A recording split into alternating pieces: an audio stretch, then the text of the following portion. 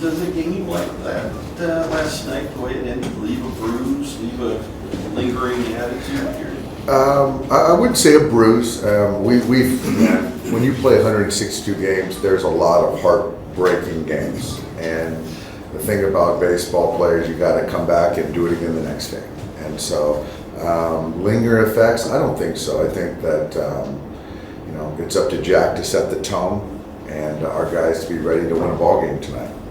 When's the last time you had a must-win game as much as this one is? I think Atlanta was a must-win game, given where we were at, how things were going after losing the first two, and and here we are again. So I think that it's you look at the kind of the scope of that point in time, and we've had a lot of must-win games, and I just expect us to go out there and play a good ball game. You talked about trusting the character of this team. Is this like a kind of situation coming off last night where that gets tested a little bit? It is, and again, athletes, baseball players, you get tested with your character quite often. And I've seen our guys bounce back. They're resilient, they're tough. No one's going to feel sorry for you. You got to go out there and be a pro and win a baseball game. That's just what it boils down to. And is there anybody that goes around and tries to pick up the mood after something like last night, or do guys kind of just stick? I don't think that I honestly, I don't think so, and it's not. I just don't think this is a rah-rah situation. You got to be a pro. We lost a tough ball game. They beat us, and you got to reset. That's just, I don't know. If we had to have a rah-rah guy after last night's, then we've got the wrong guy. So that's what. Maybe not necessarily like rah-rah, but is there the Justin Turner was that guy, I think, right, for a while? Yeah. In the clubhouse is that guy. Do you guys have that kind of guy right now? You know what? I think Mookie is more that guy. I think kind of internally, getting guys. I think Miggy Rowe is sort of that guy. But it's got to be, for me, things like that have got to be organic. And I don't think it's on the heels of, just one tough loss. You have those all year long. If there's a continued kind of mindset or lack thereof, then it needs to be addressed. But I would say probably Mookie and Miggy are probably those guys. Do you do any more or less in the clubhouse, you as the manager, depending on whether you have that type of guy or not? Yeah, I would say so. I let Justin do a lot of that. I'm a big players kind of trying to hold themselves accountable. I do go at the more of positive when things are going a little bit tougher, and then you're more critical when things are going well to kind of guard against complacency, kind of managing that. But yeah. So what's going on? Is something going on with Yamamoto? He's a little under the weather. Okay. A little under the weather, but he's fine. Yeah. Is Saturday in question at all? No, absolutely not. Nights like tonight are the reason you brought in Flaherty? Yes, absolutely.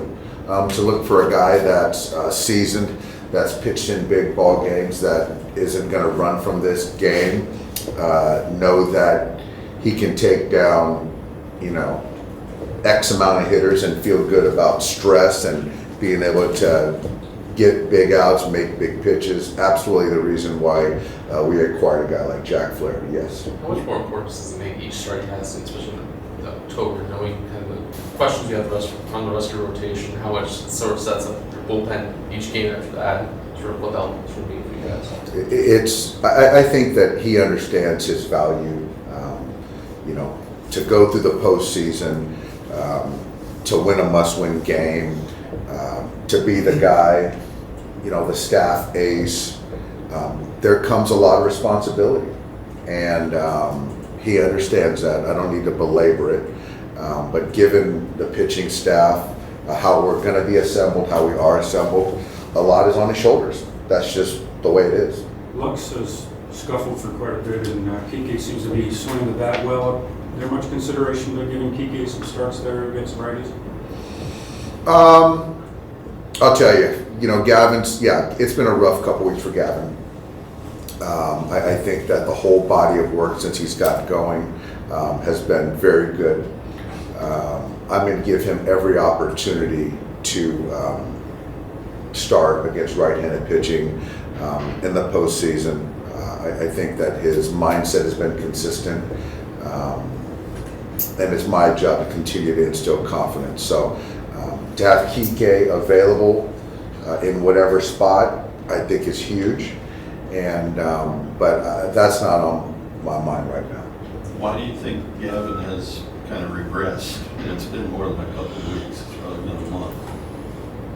You know what, I don't know that answer. I think that there's a little passivity at times with breaking balls early. I think that there's a swing and miss more so than there has been. There's probably a little bit more chase. I don't think, I'd like to think there's not a loss of confidence. I know he feels good physically. So, you know, tonight would be a good night to turn it around. Why is he particularly regressed against lefties this year? His splits were never that dramatic in the past. Well, I think to be fair, you know, I didn't give him a whole lot of runway versus lefties. And so, you know, it's hard for a hitter when you're not getting those looks. I feel that we've had, quite frankly, better options. And then so I wanted to give him opportunities against lefties because there are times that he's going to have to face left-handed pitching to stay in a game. I gave him some runway versus some lefties. And so I do believe that Gavin's going to hit left-handed pitching, and going forward he's going to be an everyday player.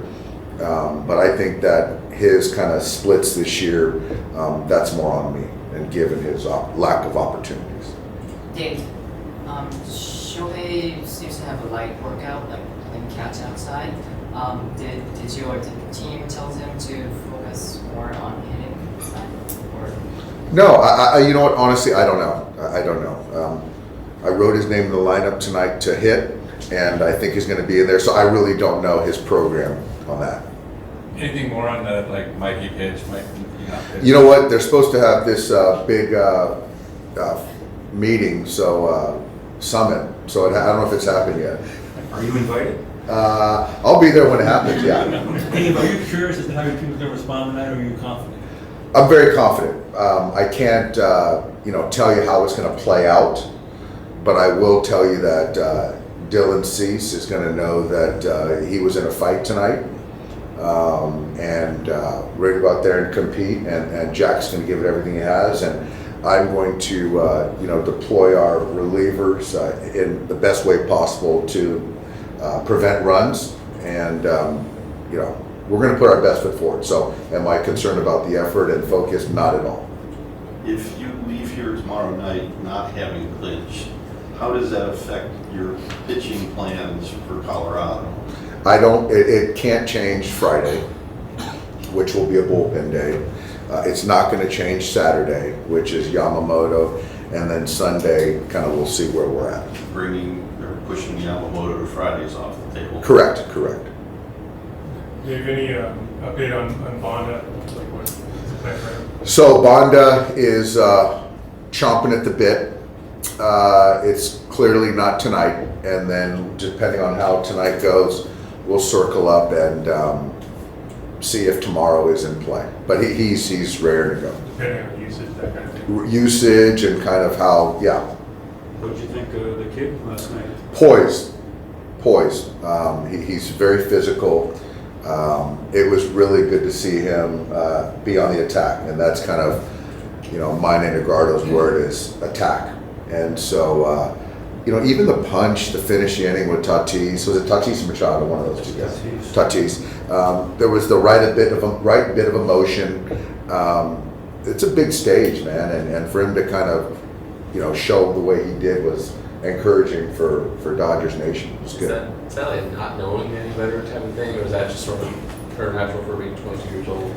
There's a naivete part of it, I think, and he'll look back and go, I can't believe I reacted or, you know, handled myself that way. It was fun to see. It was just, I think, the great thing about youth at times, I guess. Dave, given the timing of, I guess when we found out yesterday that Miguel Rojas got the Roy Campanella, and then post-game it was all about what happened in the game, can you talk about like what that award like means because of who it's voted on by? So it's, you know, every year it's different. The Roy Campanella Award, I think it's since 2006, right? I think that we kind of established that award for the players. This is voted on by uniform personnel. And so that's why I think for Miguel it meant a lot to him. And he's not a perennial all-star. He's not an MVP. But I think that what he's done for our ball club, you know, tutoring and helping Mookie, doing the thing that they do after you win a series, kind of having one-off conversations with guys, playing the way he's played for us in whatever role we ask of him. That's why he got the votes from his teammates. And so, and even yesterday, there's no responsibility on him. You know, it's baseball. And so for him to feel that he let the team down is absolutely bananas. It's baseball, and you win and lose together. So that just speaks to his character. So that's what, you know, his teammates and coaches saw. Do you think it's setting Kiermaier up to butt in that situation last night? I did, Mike. But I just wanted to go with Mickey Rowe, and you know, after that one, I just felt that it was the right play at that time.